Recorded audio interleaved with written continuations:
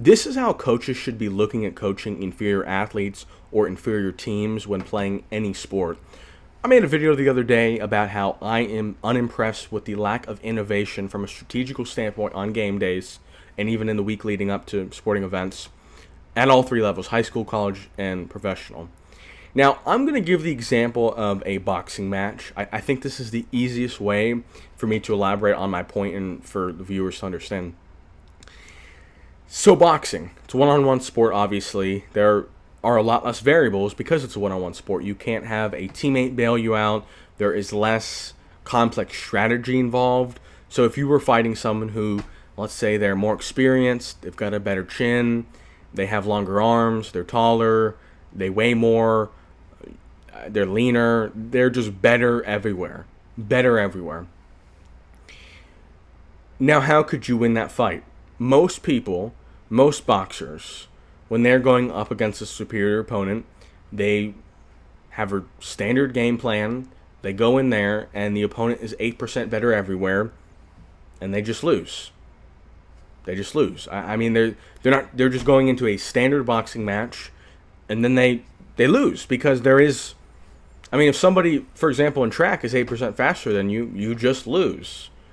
If you're not going to change the rules, you're not going to change the distance, you're not going to change the, let's run in snow, let's run uphill. If someone is on a 100-meter dash, if someone's a second faster than you, jump the gun. I mean, you don't have many options.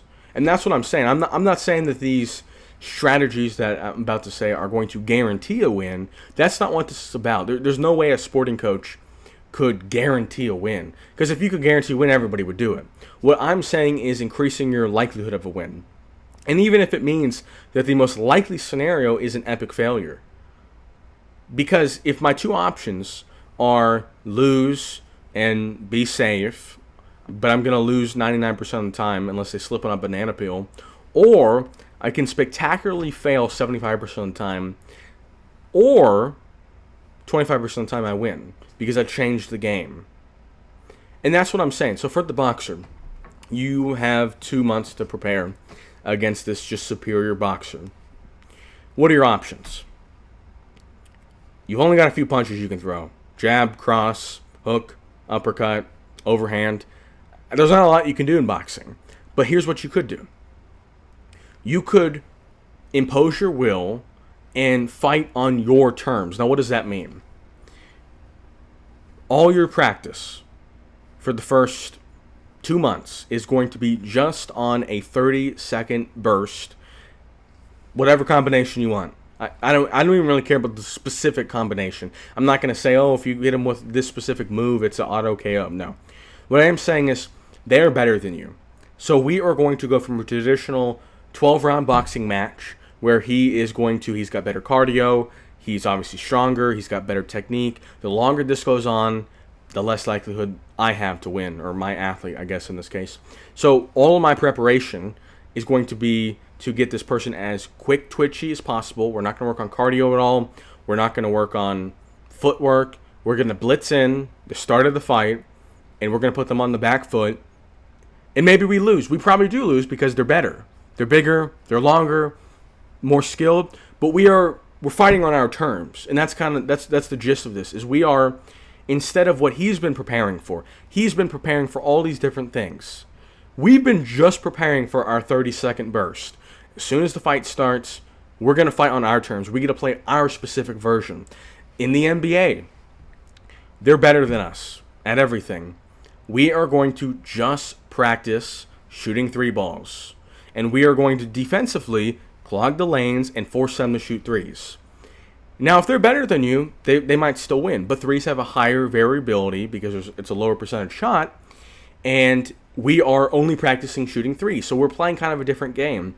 In a football sense, if you're the inferior team, what you could do is 10 offensive linemen, your most talented ball carrier, some sort of wildcat variation. Is it going to work? No. Probably not. But if you are the inferior team, and I'm not saying if it's a close matchup, if the point spread is -1.5, I'm not saying you have to throw the kitchen sink. And if it's a tie game in the end of the third quarter, I'm not saying you need to do anything crazy, but if it is obvious, you're the Indianapolis Colts. You're not going to win games traditionally. You're not going to win games against the Chiefs, the Ravens, the Bengals, those teams. You're not going to beat them. Traditionally, throwing the football 60% of the time, 65% of the time, coming down late in games. That's not how you're going to do it. And what I've said, and I've made multiple videos about it, you got a lot of talented ball carriers, and you got two big guys that are athletic that can, as a quarterback, can Daniel Jones or Anthony Richardson throw well? No. As a Wildcat player, they're the best passers in the league. Why can't we have two quarterbacks in the backfield with their first-round tight end, with Adonai Mitchell, with JT? I mean, what do you have to lose? Because you have to throw a variable at the Ravens' defense. The Ravens' defense is used to preparing. We are drafting players. Let's see, I'm a Ravens fan. The Chiefs, the Bills, the Ravens. We are all drafting players to stop the other quarterbacks. A traditional, and Lamar's different from Patrick Mahomes, but pass rushers, good man-to-man corners, and then players on offense that can help out. When the Colts go into Baltimore as the wild card, they're not gonna beat us playing normally. What they can do is they can change the paradigm. They can change the offensive outlook for the game and say, look, all your resources are going into the pass rush and man-to-man coverage against fast receivers. We don't have any receivers on the field. We have two quarterbacks that can throw. We have a tight end who is a Swiss Army knife. We've got Jonathan Taylor, one of the best running backs in the league, and we've maybe got one wide receiver in the back or something going on like that. Now the Ravens have to put inferior players on the field to match that, and the Colts have been playing in that inferior, stupid, high school level way for the whole season. So the Colts have practice, even if it's not the best strategy.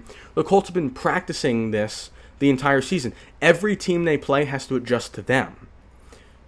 It's not the other way around. That's where I think people are missing up, because if you change your strategy to something super unique, you have been doing that. You know your game plan. They have to adjust to you, and you're the first. You are the first time they have seen this.